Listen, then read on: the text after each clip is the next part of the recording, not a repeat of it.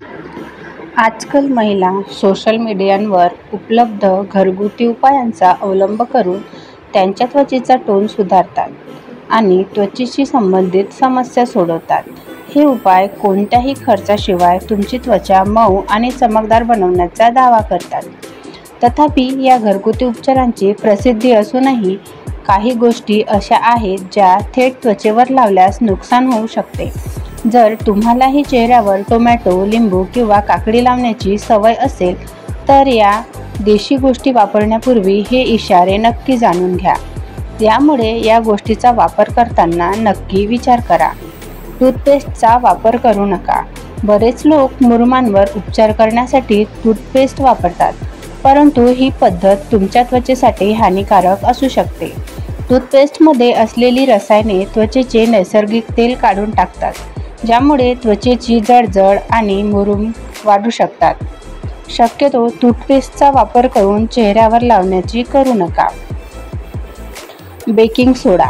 चेहऱ्यावरील डाग दूर करण्यासाठी काही लोक बेकिंग सोडा स्क्रब म्हणून वापरतात, परंतु यामुळे त्वचेचे नैसर्गिक तेल निघून जाते आणि त्वचेची संवेदनशीलता वाढते. त्यामुळे त्वचा कोरडी होऊन खराब होऊ शकते. तुमच्या त्वचेला बेकिंग सोडा लावणे शक्यतो टाळा. साखर.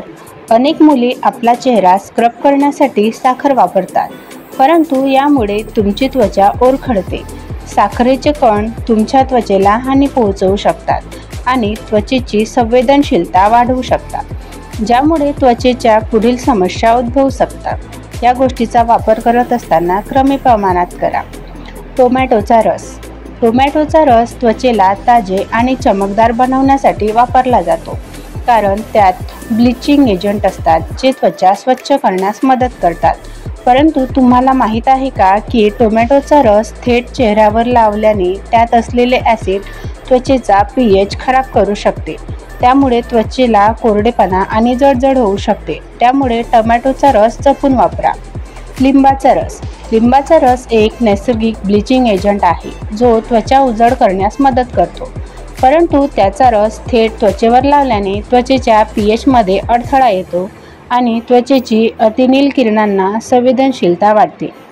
यामुळे सनबर्न आणि कोरडी त्वचा यासारख्या समस्या उद्भवू शकतात. टीप. जरी हे घरगुती उपाय वापरण्यात सुरक्षित असले तरी ते स्वीकारण्यापूर्वी तुम्ही तुमच्या त्वचेची स्थिती आणि संवेदनशीलता जाणून घेणे महत्त्वाचे आहे. कोणतीही रेसिपी तुमच्या त्वचेला चांगली वाटत नसेल तर ती वापरणे थांबवा.